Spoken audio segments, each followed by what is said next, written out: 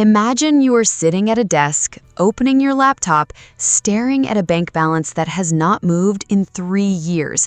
Not because you were spending recklessly, not because you were lazy, but because nobody ever handed you a map for this territory.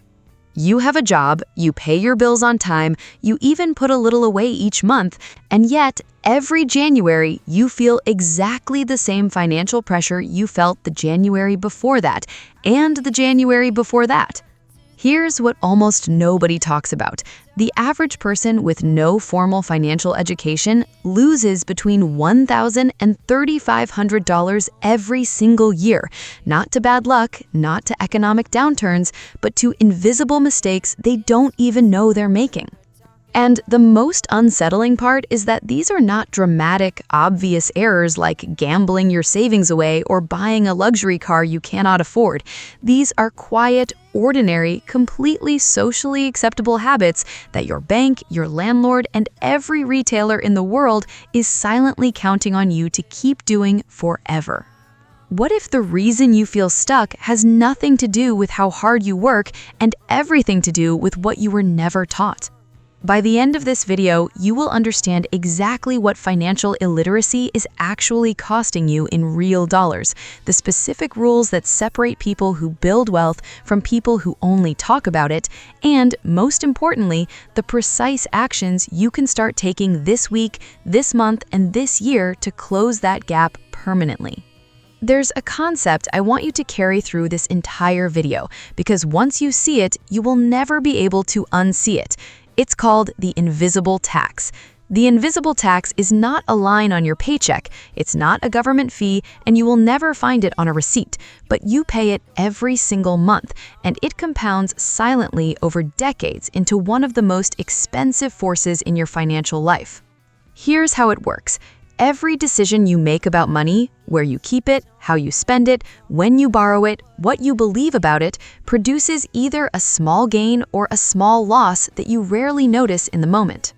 A savings account paying 0.01% interest when high-yield accounts offer 4.5%, that difference costs you $440 on every $10,000 you hold, every single year, silently, automatically, without a single notification. A credit card balance you roll over at 22% interest, even a modest $2,000 balance is costing you $440 annually in interest alone, money that leaves your account every month without ever buying you a single experience, a single meal, or a single moment of joy. A gym membership you forgot to cancel, a streaming service you haven't opened in 4 months, a phone plan that's $20 more per month than the identical plan from the same carrier, each one feels too small to matter, and collectively they represent somewhere between $800 and $2,400 per year walking out of your life unnoticed. Now, here's the part that makes the invisible tax genuinely dangerous. It doesn't just cost you money today, it costs you the money that money would have become. A landmark 2023 study by the Financial Industry Regulatory Authority found that people with high financial literacy accumulate, on average, 3 times more wealth by retirement than people with low financial literacy, holding income, education level, and starting wealth constant. 3 times more wealth, not because they earned more, but because they lost less to the invisible tax and kept more of what they had working for them. You are paying this tax right now at various rates across various categories of your financial life, and this video is the beginning of you auditing that bill and refusing to keep paying it blindly. Rule 1. Measure before you manage.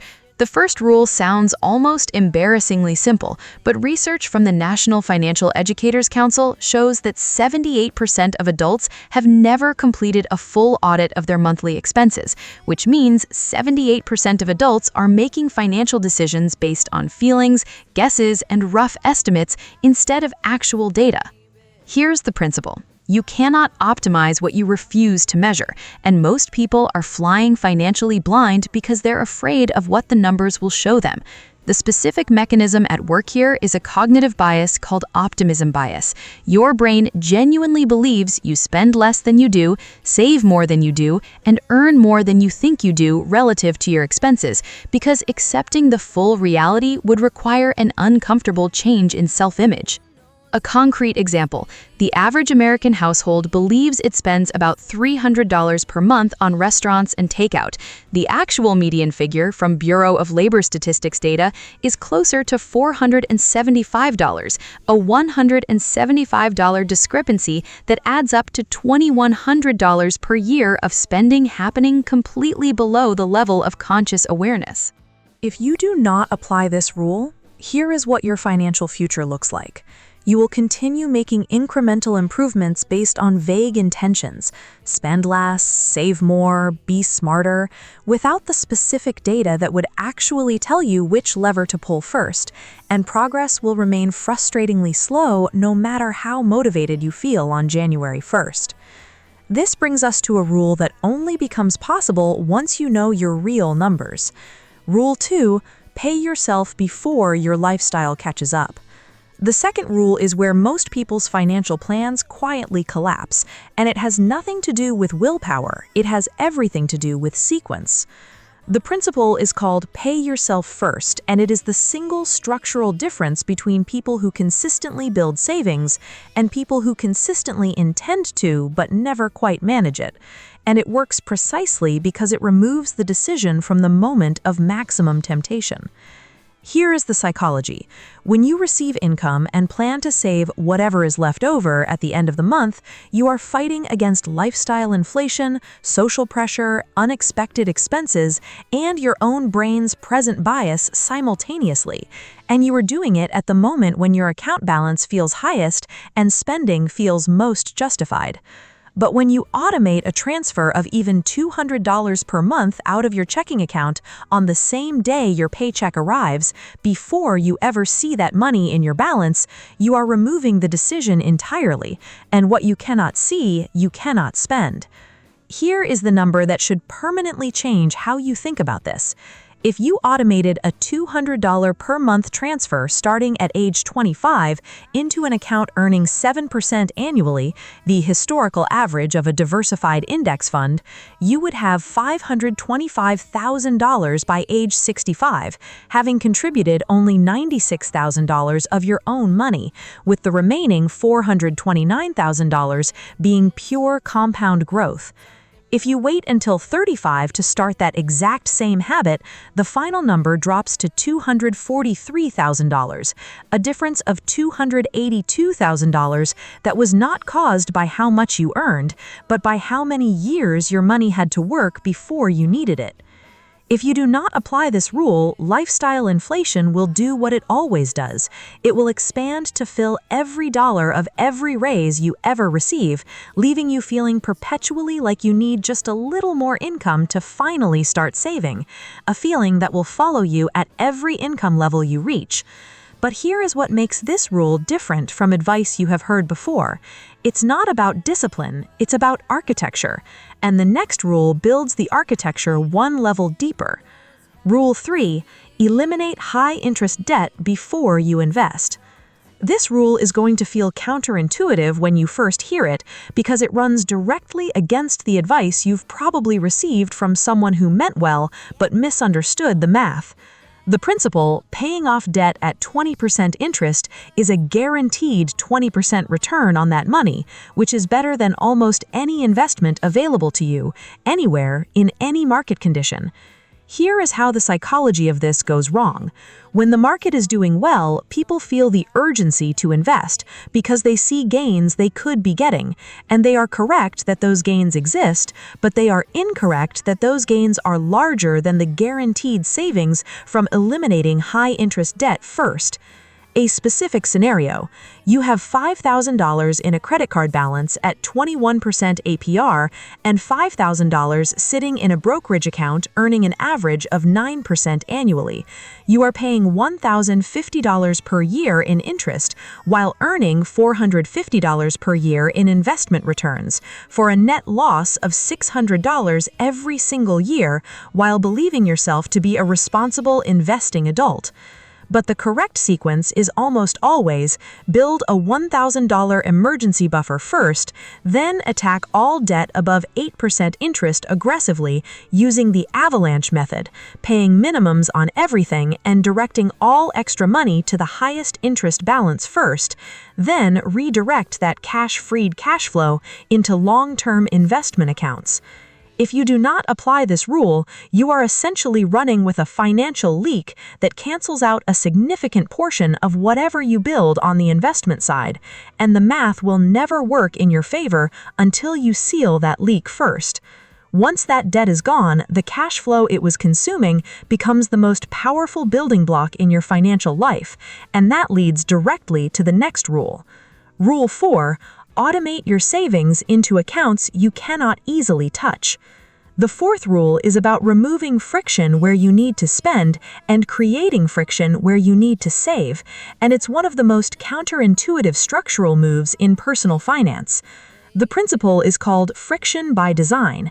Your savings rate is not primarily determined by your values or your intentions, but by how many steps stand between you and the temptation to spend money that was earmarked for your future. A study from the University of Chicago found that employees who were automatically enrolled in retirement plans at a 6% contribution rate had a savings rate of 6.2% after 3 years, while employees who had to manually choose their contribution rate had an average of just 2.9% after the same 3 years, despite having identical incomes and identical access to the same plans. The mechanism is simple. The harder it is to access money, the less likely you are to spend it impulsively, and the more likely it is to compound into something meaningful before you need it. Practically, this means opening a high-yield savings account at a different bank from your checking account. The 3 to 5 day transfer time is the friction that protects you. Setting up automatic contributions to a 401k or IRA on payroll and creating a separate savings bucket specifically for irregular expenses like car repairs, medical bills, and home maintenance, which are not emergencies, they are inevitable certainties that most people treat as emergencies because they failed to plan for them. If you do not apply this rule, you will continue making savings decisions reactively at your most financially vulnerable moments, after an unexpected expense, during a period of high stress, or when an impulsive purchase has already been made. And reactivity is the enemy of every financial plan that has ever failed. Now we move from how you manage your money to how you think about what your money is actually for. Rule 5. Understand the difference between an asset and a liability.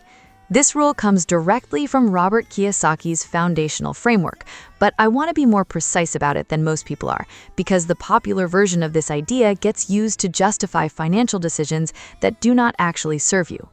The principle, an asset is something that puts money into your pocket whether you work or not.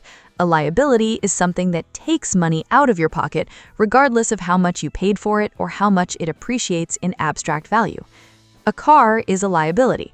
It loses 20% of its value in the first year of ownership.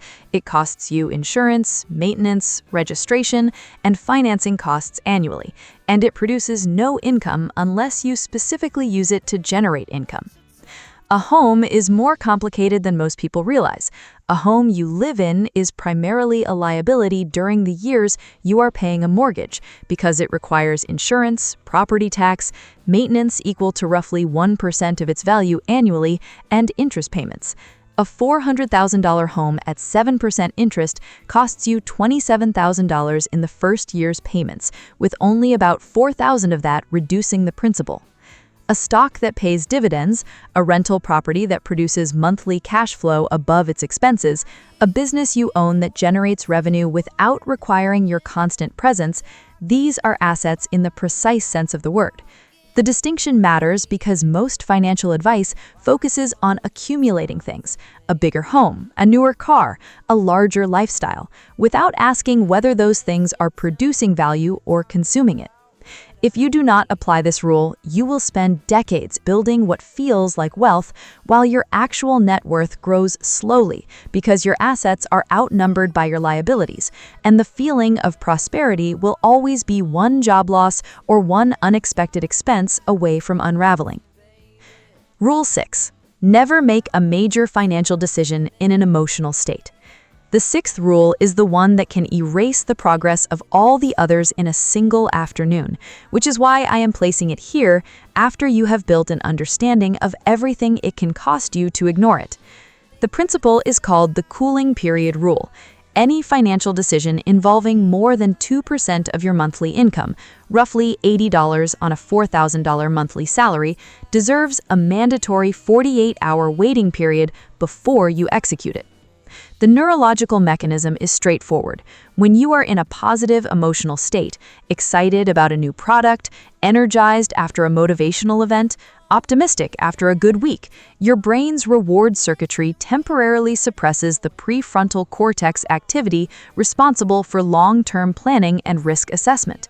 This is not a character flaw. It is a feature of human neurology that retailers, car dealerships, timeshare salespeople, and financial service companies have studied in extreme detail and built entire business models around exploiting. A specific consequence: the average American who buys a new car at a dealership spends $1,200 to $3,000 more than the same car costs when purchased through a third-party service or with a pre-approved loan from a credit union. Not because they are unintelligent, but because they made a large financial decision while emotionally engaged in an environment specifically designed for them to prevent them from thinking clearly. If you do not apply this rule, your financial life will be punctuated by a series of decisions that seemed completely reasonable at the time and look obviously problematic in hindsight. And the gap between those two perspectives is the invisible tax at its most expensive. Rule 7. Define wealth as freedom, not as accumulation. The final rule is the one that reframes every rule before it, and without it, you risk winning the financial game while losing the point of playing it. The principle: wealth is not a number on a screen. Wealth is the number of months you could maintain your current life without receiving any income from any active source. This is called your freedom number, and it is the only financial metric that actually measures what money is for. By that definition, a person earning $250,000 per year who spends $240,000 and has 3 months of savings is dramatically less wealthy than a person earning $70,000 who spends $38,000 and has 2 years of savings, because freedom is measured in time, not in income. A study by Princeton researchers Daniel Kahneman and Angus Dayton found that emotional well-being, day-to-day happiness, stress levels, and sense of control increases with income up to approximately $75,000 per year in today's terms, and then plateaus for most people, not because more money stops helping, but because lifestyle inflation tends to scale with income in a way that leaves people feeling equally constrained at $120,000 as they did at $60,000. If you do not apply this rule, you will spend your most productive decades optimizing for a bigger number while the actual quality of your daily life remains unchanged. And you will eventually realize that the freedom you thought you were building was always one more raise away. This is the rule that connects all the others, because when you know what you are building toward, every sacrifice makes sense, every automated transfer has a purpose, and every dollar you redirect from a liability towards an asset is a day of future freedom purchased in advance. This week, you need to complete what I call the financial truth audit, and you need to do it before this week ends, because the longer you wait, the more comfortable you get with not knowing. Open every bank statement and every credit card statement from the past 90 days. Export them into a spreadsheet or a notes app and categorize every single transaction into 5 buckets: housing, food, transport, lifestyle, and debt payments. Do not judge any number you see. This week is about observation, not correction, and you can't fix what you won't face. The reason this action matters so much right now is that you cannot make a single other rule in this video work until you know your actual baseline. And most people spend years trying to improve a financial situation they have never actually looked at clearly. This month, you need to set up one automatic transfer, just one, from your checking account to a high-yield savings account on the same day your paycheck arrives, for the smallest amount that would still feel meaningful to you. If your income is irregular, make it $50, make it $100. The amount matters far less than the habit of the behavior, because you are not building a savings account right now. You are building evidence that you are the kind of person who pays yourself first. The reason this specific action works where willpower-based saving fails is that it removes the decision from the moment when spending feels most justified. And once the money is in a separate account, you are working with a fundamentally different psychology than the person trying to have more discipline at the end of each month. This quarter, you need to calculate your freedom number and write it down in a place where you will see it regularly. Here is the calculation. Take your total monthly essential expenses, housing, food, utilities, transport, minimum debt payments, and multiply by 12 to get your annual burn rate. Then divide that number by your current savings rate to see how many years away you are from your first year of financial independence.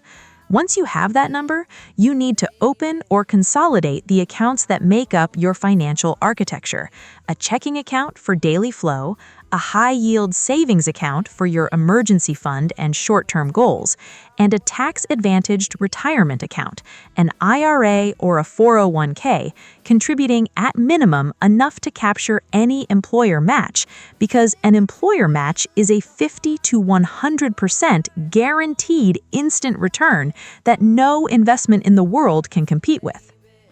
This year, you need to close the single most expensive gap in your current financial life, and your truth audit will have shown you exactly where that gap is. For most people, it is high-interest debt, and eliminating it this year with the avalanche method will free up between $200 and $600 per month in cash flow that can then be redirected toward assets. For others, it is the absence of any investment account, and opening a simple, low-cost index fund IRA this year and contributing the maximum $7,000 for 2025 will be the single highest leverage financial move available to you at any income level. The reason you need to define this clearly now rather than revisiting the idea at the end of the year is that large financial goals that are not committed to in writing with a specific deadline and a specific contribution have a completion rate of less than 15%, while goals with all three elements have a completion rate above 60%, according to research published in the Journal of Personality and Sociology. Do you remember the image I opened with? You at a desk staring at a bank balance that has not moved in 3 years, wondering why the effort you were putting in does not seem to translate into progress? Now you know why that happens, and it is not what most people assume. It is not income, because the research is consistent that income alone does not predict wealth. Financial literacy predicts wealth. It is not luck, because the rules you just heard are not theories. They are documented, replicable behaviors that the majority of financially secure people across income levels share.